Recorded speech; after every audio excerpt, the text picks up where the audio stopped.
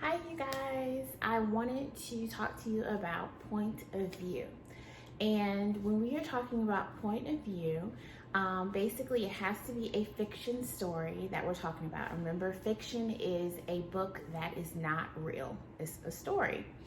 And with point of view, basically the author who writes the story puts it in either three categories. It can be first person, second person, or third person. Okay. First person is when one of the characters in the story is actually telling you the story of what's going on. And some key words to listen out for is I, me, we, because they are a part of the story and they're telling us the story. Second person is when the narrator, who is telling the story, is a part of the story, kind of, but they are addressing the reader. Okay, so they would use keywords like you, your, yours, because they are actually talking to you as the reader. And then we have third person. And third person is when the narrator is not a part of the story. Basically, they are telling you the story, but they're kind of reading it outside, or they're like outside of the box, looking in and telling you what's going on. And they will use things like he, she, and most likely the characters' names that are a part of the story or in the story. We are going to read this story, The Day the Crayons Quit by Daywalt. And the reason why I chose this book to talk about point of view is because there's different points of view that is in the story.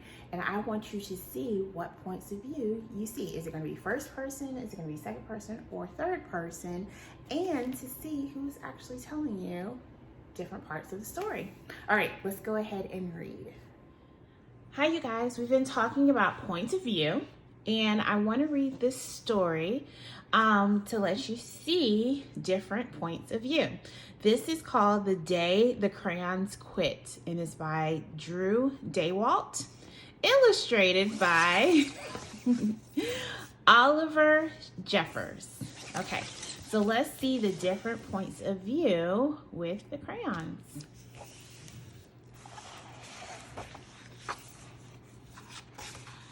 I wonder if you do have crayons that quit, what would happen?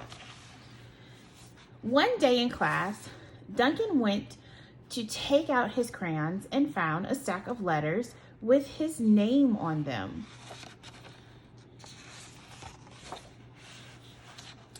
Hey, Duncan, it's me, Red Crayon. We need to talk. You make me work harder than any of your other crayons. All year long, I wear myself out coloring fire engines, apples, strawberries, and everything else that's red. I even work on holidays. I have to color all the Santas at Christmas and all the hearts on Valentine's Day. I need a rest. Your overworked friend, Red Crayon. Look, there goes Red Crayon.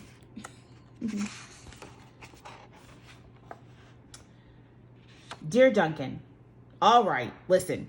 I love that I'm your favorite crayon for grapes, dragons, and wizard hats, but it makes me crazy that so much of my gorgeous color goes outside the lines. If you don't start coloring inside the lines soon, I'm going to completely lose it. Your very neat friend, Purple Crayon.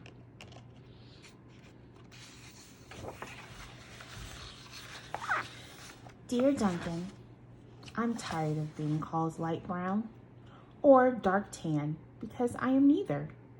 I am beige and I am proud.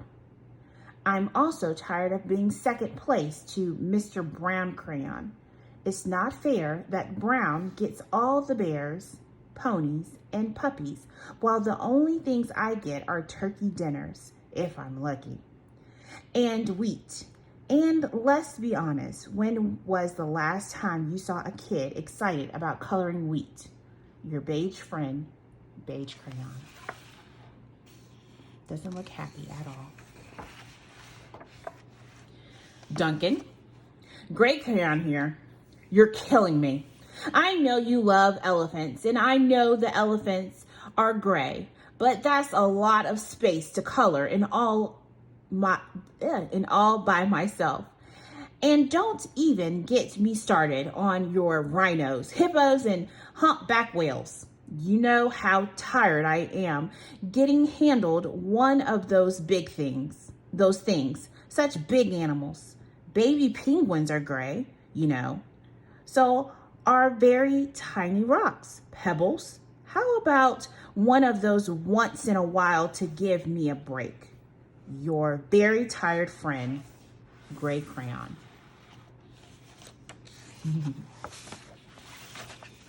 Dear Duncan, you color with me, but why?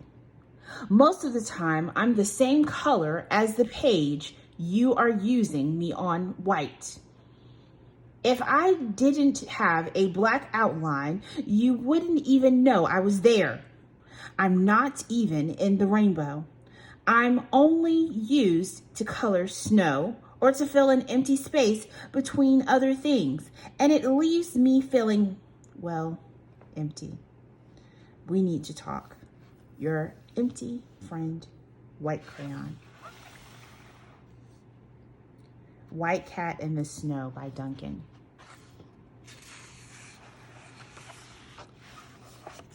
Hi, Duncan. I hate being used to draw the outline of things that are colored in by other colors, all of which think they're brighter than me. It's not fair when you use me to draw a nice beach ball and then fill in the colors of the ball with all the other crayons. How about a black beach ball sometime? Is that too much to ask? Your friend, Black Crayon.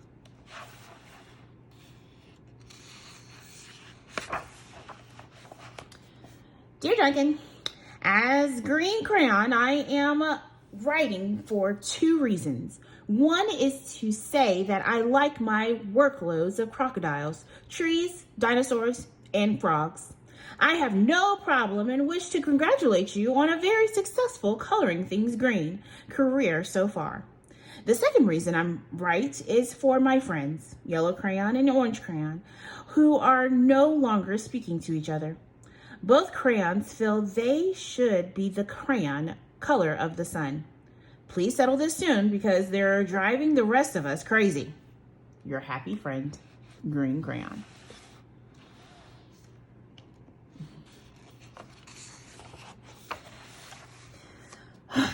Dear Duncan, Yellow Crayon here.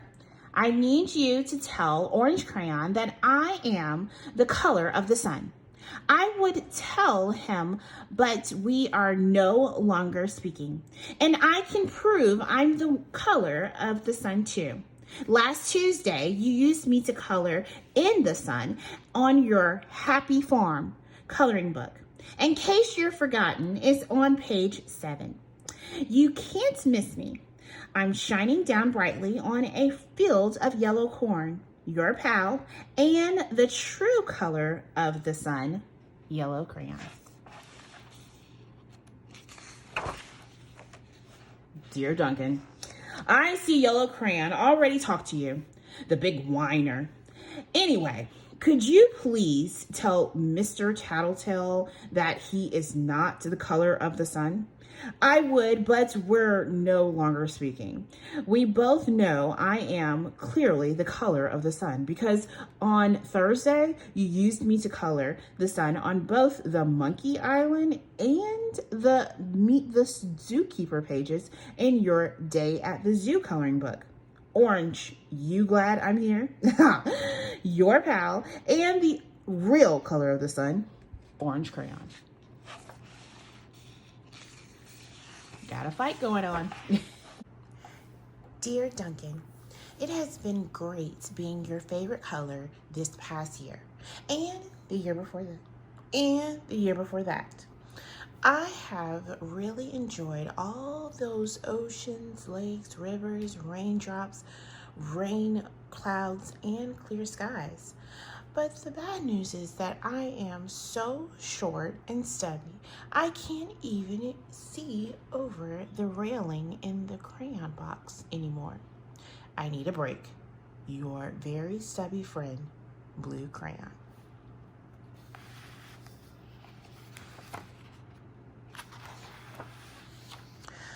Duncan, okay, listen here, kid. You have not used me in the past year. It's because you think I'm a girl's color, isn't it? Speaking of which, please tell your little sister I said thank you for using me to color in her little princess coloring book. I think she did a fabulous job of staying inside the lines. Now back to us. Could you please use me sometime to color the occasional pink dinosaur or monster or cowboy? Goodness knows they could use a splash of color. Your unused friend, Pink Crayon.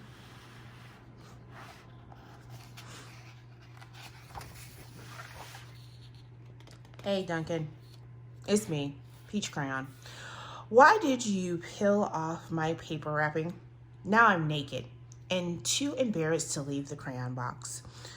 I don't even have any underwear. How would you like to go to school naked? I need some clothes. Help! Your naked friend, Peach Crayon.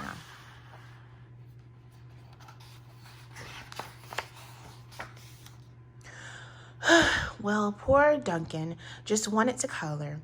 And of course, he wanted his crayons to be happy. And that gave him an idea. When Duncan showed his teacher his new picture, she gave him an A for coloring. Doesn't it look colorful? Look at all those colors. And an A+ for creativity. The end.